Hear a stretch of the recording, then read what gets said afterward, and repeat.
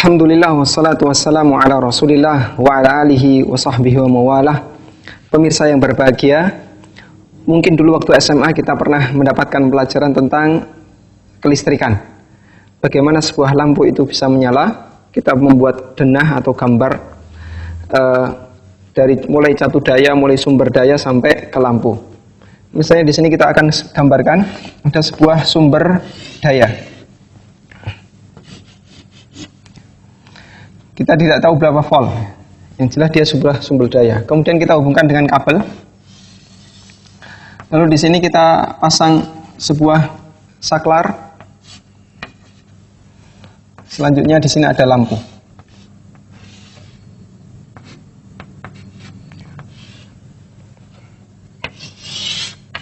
Baik.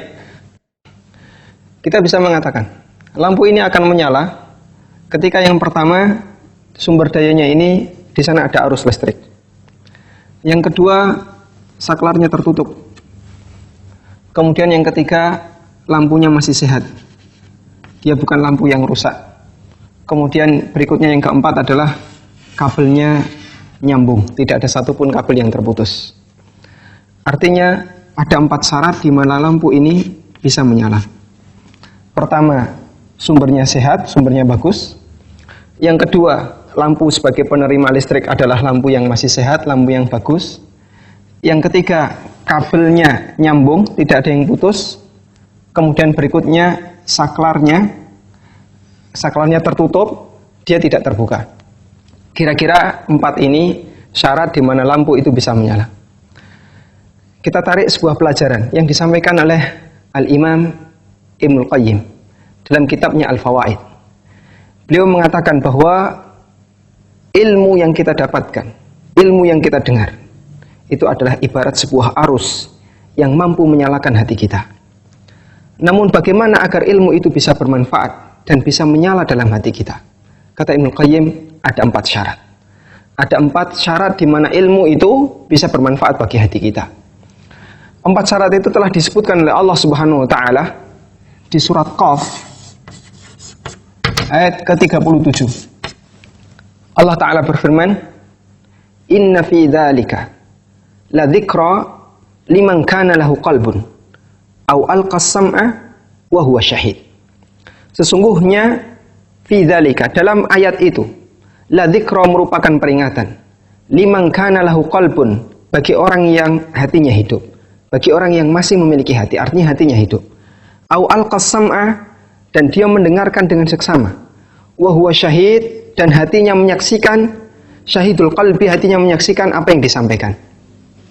Kata Imam Ibnul Qayyim, dari ayat ini beliau menyimpulkan bahwa syarat sebuah ilmu itu bisa bermanfaat jika di sana terpenuhi 4 hal. Yang pertama adalah, kata beliau, digambarkan oleh ayat, Inna fi dzalika ladzikra, sesungguhnya dalam ayat-ayat itu adalah peringatan. Maka syarat yang pertama ilmu itu bermanfaat adalah mu'assir, adanya mu'assir muqtadin,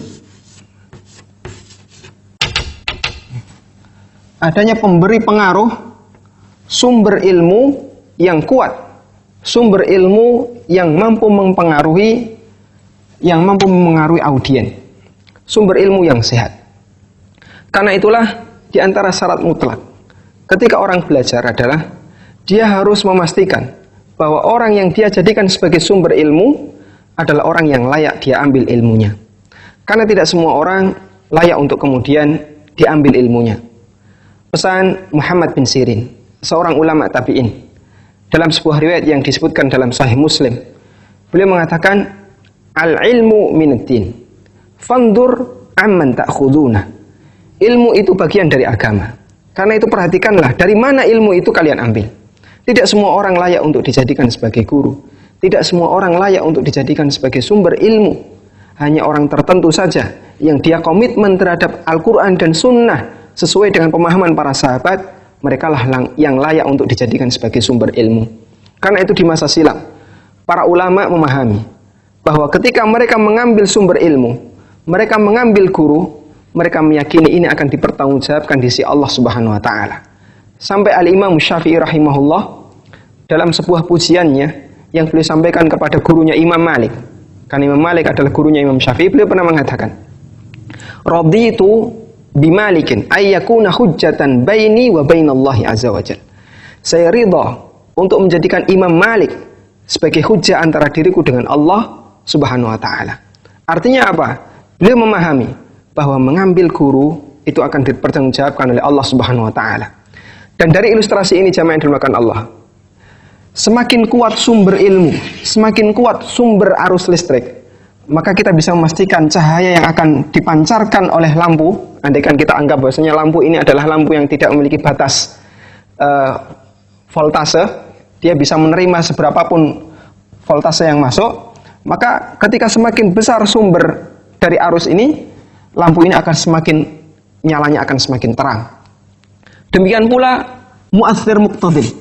Ketika seorang guru itu semakin bertakwa kepada Allah, semakin berilmu, maka akan memberikan pengaruh semakin besar bagi muridnya. Maka para sahabat Nabi SAW, mereka menjadi para pahlawan Islam, orang-orang hebat dalam agama, karena gurunya adalah manusia paling istimewa, Nabi Muhammad SAW. Sehingga ketika ada pertanyaan, mungkinkah ada di antara kita yang memiliki iman sebagaimana sahabat? Jawabannya tidak mungkin. Gurunya berbeda. Mereka adalah manusia yang dididik langsung oleh manusia terbaik, yaitu Nabi SAW. Sementara kita, gurunya jelas tidak bisa dibandingkan dengan Rasulullah SAW. Sampai Allah Subhanahu Wa Taala menjamin bahwa para sahabat selama di tengah-tengah mereka ada Nabi SAW, mereka tidak akan murtad. Allah Taala berfirman, wa kaifa takfuruna wa antum tutla alaikum ayatullah wa fikum rasuluh.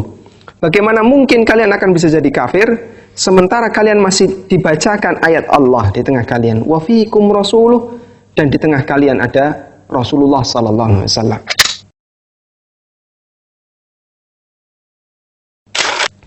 Kemudian ini syarat yang pertama, sumber ilmu harus sumber ilmu yang sehat, sumber ilmu yang kuat. Kemudian syarat yang kedua agar ilmu itu bermanfaat adalah lampunya ini harus lampu yang sehat, yang diistilahkan oleh Ibnu Qayyim dengan mahallun qabil. Objek penerima ilmu itu objek yang masih sehat, yang masih bisa menerima nasihat. Artinya yang Allah gambarkan dalam ayat itu, liman kana lahu qalbun, la dzikra liman kana lahu qalbun. Peringatan bagi orang yang memiliki hati. Artinya hatinya masih hati yang hidup. Hati yang masih memiliki peluang untuk ditembus dengan nasihat. Bukan hati yang mati. Oleh karena itu Allah nyatakan Al-Quran adalah sebagai peringatan bagi orang yang hidup. Allah berfirman, in huwa illa dzikru wa qur'anun mubin liyundhira man kana hayyan wa yahiqqal qawlu 'alal kafirin. Bahwasanya yang dibawa oleh Muhammad, yang disampaikan oleh Muhammad, illa dzikru wa qur'anun mubin, adalah peringatan dan Quran yang jelas. Liyundhira man kana hayyan, untuk menjadi peringatan bagi orang yang hidup, artinya adalah orang yang hatinya masih hidup. Bukan hanya fisiknya yang hidup, namun orang yang hatinya hidup. Karena Al-Quran itu akan berfungsi sebagai hidayah ketika pendengarnya atau orang yang mengkajinya adalah orang yang hatinya hidup, yang masih memiliki peluang untuk ditembus dengan hidayah. Sebaliknya ketika orang itu hatinya mati, maka mahalnya bukan lagi mahal yang qabil. Dia akan menjadi hati yang sama sekali tidak bisa menerima dan menyerap ilmu. Maka sebanyak apapun nasihat yang dia dengar, karena hatinya sudah hati yang mati, tidak ada peluang untuk bisa dia manfaatkan. Tidak ada peluang untuk bisa menembus ke dalamnya. Karena itu Allah Subhanahu wa Ta'ala mencela keadaan orang-orang munafik yang mereka, Masya Allah, bertetangga dengan Nabi Sallallahu Alaihi Wasallam.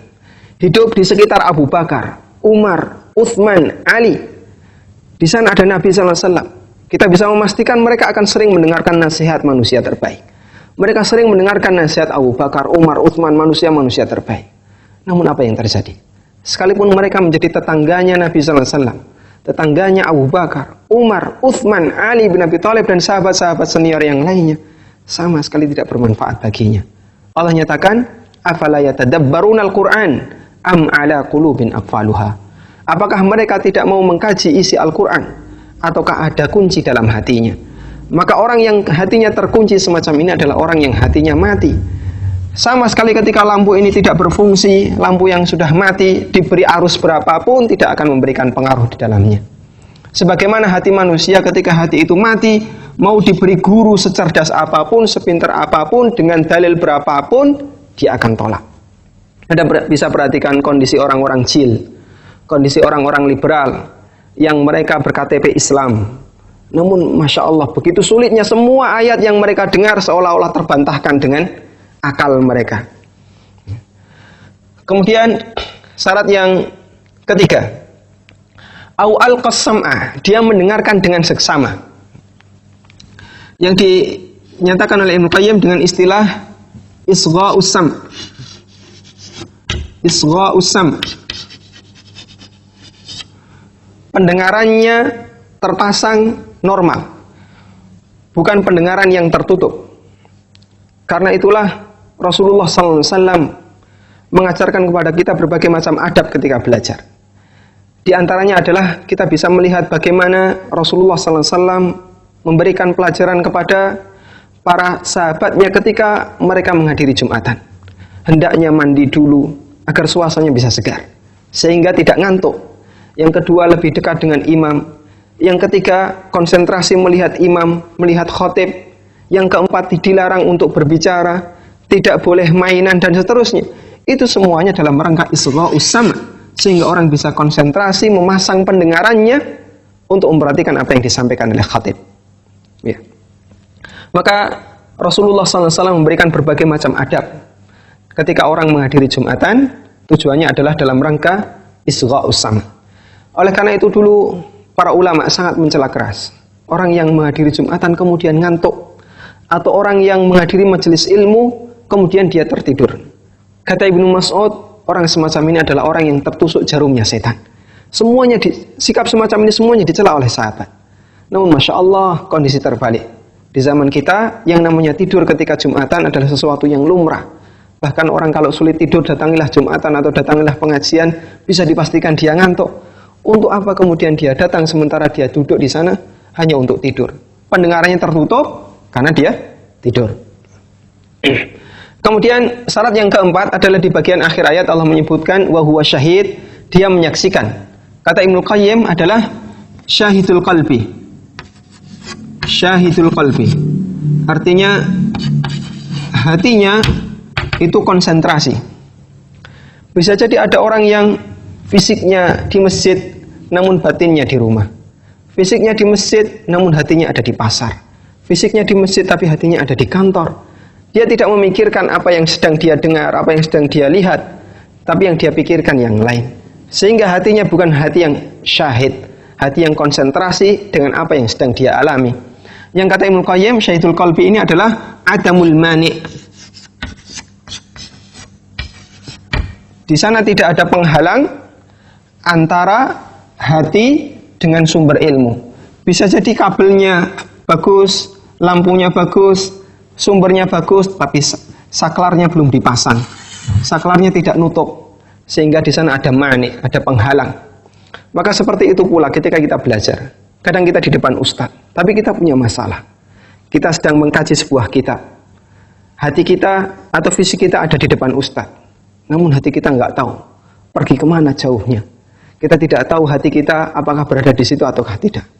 Sebagaimana ketika kita sholat, kita sedang bertakbiratul ihram, atau kita sedang membaca doa iftitah, membaca Al-Fatihah.